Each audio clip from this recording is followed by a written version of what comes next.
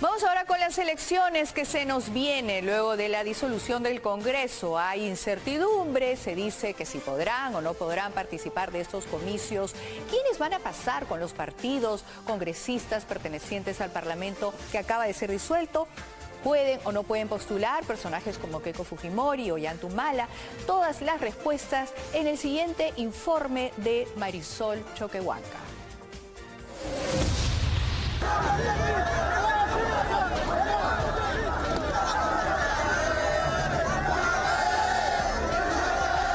La semana después de la disolución del Congreso se inició así el lunes, con esta no tan masiva manifestación de los llamados ciudadanos contra el golpe.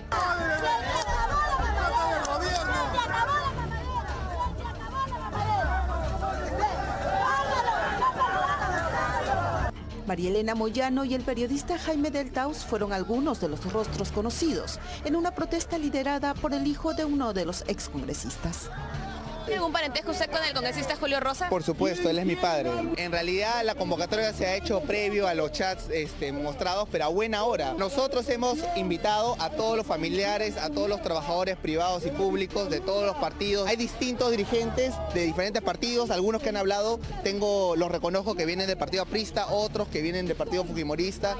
Pero mientras el fujimorismo y el APRA siguen sin aceptar la disolución del Congreso, el Jurado Nacional de Elecciones ya presentó el cronograma electoral para las elecciones congresales 2020. Ya hacia el 18 de noviembre la población va a tener la información en relación de quiénes serán los partidos políticos que presentan sus listas de candidatos ante los jurados electorales especiales que se van a instalar a nivel nacional. ¿Cuáles son los partidos políticos aptos para participar de los comicios? ¿Podrán postular o no los excongresistas del Congreso disuelto? ¿Podrán candidatear personajes como Keiko Fujimori? Y si ella en algún momento desea participar, también es su justo derecho, porque no hay nada que le impida, ¿no? ¿Lo podrán hacer también Ollanta Humala o Alejandro Toledo? Veamos. Aunque algunos locales partidarios, como este de Podemos por el Progreso en el centro de Lima, aún esté con candado, y otros como el de Democracia Directa luzca abandonado, son 2 de las 24 organizaciones políticas aptas para participar de las próximas elecciones. Una importante etapa en la que se pondrá a prueba la capacidad que tengamos los ciudadanos para elegir bien a nuestros representantes. Por eso, los 24 partidos podrían ya empezar a trabajar. En la lista, recordemos, están viejos conocidos como Acción Popular, PPC o Somos Perú. Y además de Fuerza Popular o el APRA, figuran partidos inscritos en los últimos 5 años, como el Partido Contigo, el Partido Morado, Perú Nación, Podemos Progreso o Perú Libre. ¿Tendrán todos estos partidos una respetable lista de candidatos? Democracia interna. Eso es importantísimo por parte de las organizaciones políticas que tengan presente, que se aplicarán las normas anteriores a la promulgación reciente de agosto de este año y se va a realizar entre el 11 de octubre hasta el día 6 de noviembre. Y hay que tener mucho cuidado porque justamente esto es un requisito para que proceda la inscripción de una lista. Recordemos que el 18 de noviembre es la fecha límite para la inscripción de las listas de candidatos. Ese día, los peruanos sabremos a ciencia cierta quiénes aspiran a un curul. Pero han surgido otras preguntas tras conocerse el reglamento para la inscripción de listas. La situación de confrontación política que vive el Perú en estos 3 años no es una situación normal. En agosto pasado, el presidente Martín Vizcarra promulgó 4 leyes sobre reforma política referidas a la inscripción y cancelación de partidos políticos, financiamiento de las organizaciones, democracia interna y paridad y alternancia. De ellas entrará en vigencia solo la referida al financiamiento. Escuche bien. Ahora los partidos políticos o los candidatos que se financien por mecanismos distintos de los previstos en la ley van a incurrir en un delito particular que es el delito de financiación ilegal de campañas. Por ejemplo. Por ejemplo, si se financian, digamos,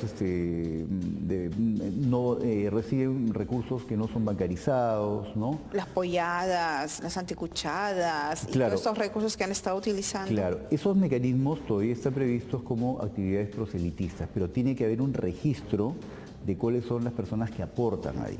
Entonces, O sea, no pueden decir vendimos 100.000 polladas. claro, Tienen que exactamente. decir quién compró cada una de esas Claro, polladas. cuando se reciben, por ejemplo, a donativos, aportes en especie, tiene que haber un registro y tiene que haber una No especie puede de ser un recibo. donativo anónimo. No, los aportes anónimos están prohibidos expresamente.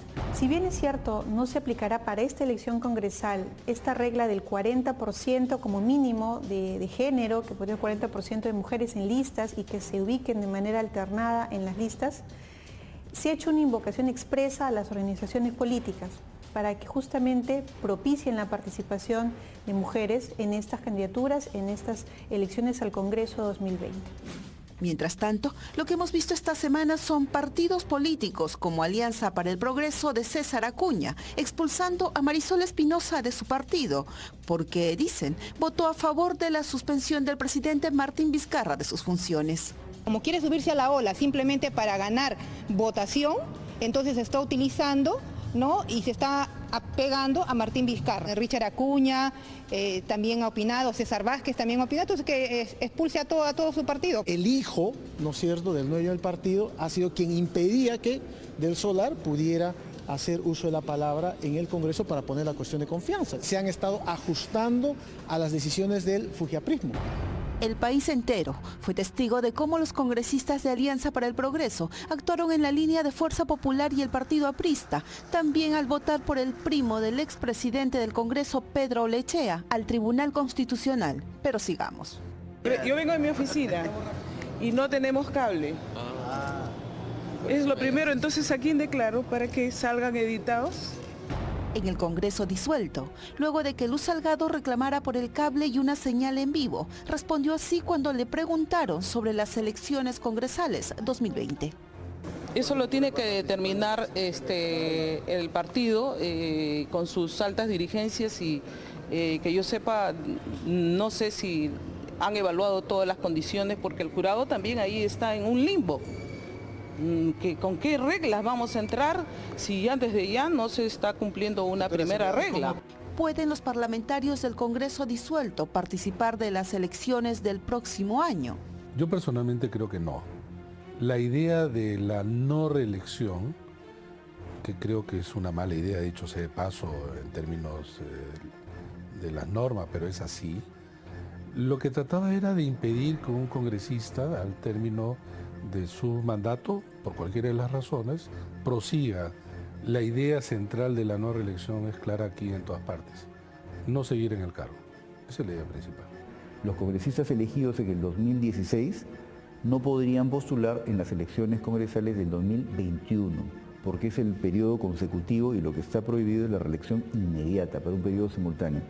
Sin embargo, no hay una previsión expresa y hay un vacío, no está previsto que están impedidos, o no está previsto un impedimento en todo caso, para que los congresistas disueltos postulen en estas elecciones del 2020. La duda la despeja el propio Jurado Nacional de Elecciones. Si parlamentarios del Congreso disuelto buscan postular en estas nuevas elecciones, lo evaluarán los jurados electorales especiales.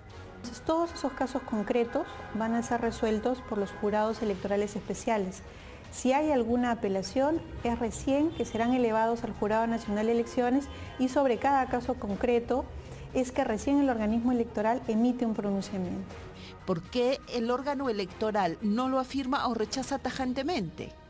El jurado solamente manifiesta, digamos, su respuesta sobre estos casos sobre hechos concretos. El jurado no saca comunicados ni nada por el estilo. Puede que no exista ningún caso. En consecuencia, no se tuvo que haber resuelto nada. Pero quienes sí podrían postular son personas que enfrentan procesos judiciales por no tener aún una sentencia firme. No existe, por lo menos de las figuras políticas conocidas, nadie que esté impedido de postular. En el extremo, Keiko Fujimori podría postular también Pedro Pablo Kuczynski, Ollanthumala, Nadine Heredia, Susana Villarán, Luis Castañeda, Alejandro Toledo inclusive. Todos ellos pueden postular. A mí no me están acusando de haber robado, como sí están acusando a otros políticos y otros expresidentes. A mí no me están acusando por haber sido un mal gobierno. Lo que me está diciendo es que él habría financiado parte de la campaña electoral. Eso es lo que está diciendo. Eso no es delito. Y yo estoy acá. No se me acusa de robar, dice en los últimos días el expresidente Ollanta Humala.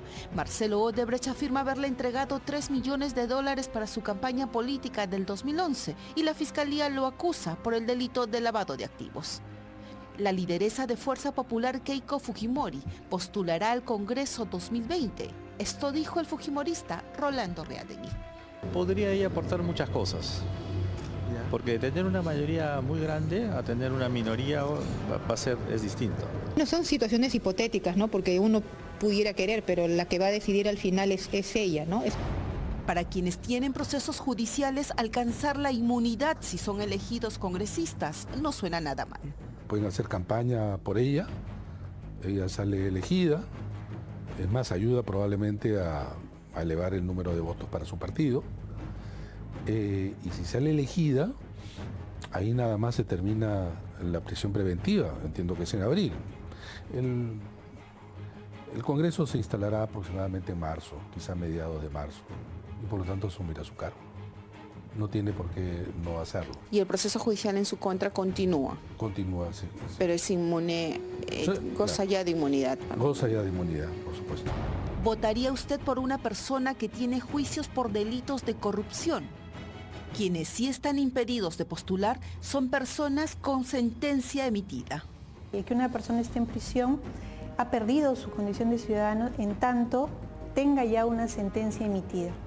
Otro de los impedimentos que tienen, por ejemplo, así ya hayan cumplido la condena, y esa es una reforma que se dio en enero del 2018, y que no van a poder postular, son aquellas personas que habiendo tenido una sentencia, y así la hubieran ya cumplido, pero fueron sentenciados en algún momento por terrorismo, por tráfico ilícito de drogas, por violación a la libertad sexual, por algunos delitos contra la administración pública, no podrían ser candidatos ni en el 2020 ni en los sucesivos procesos electorales.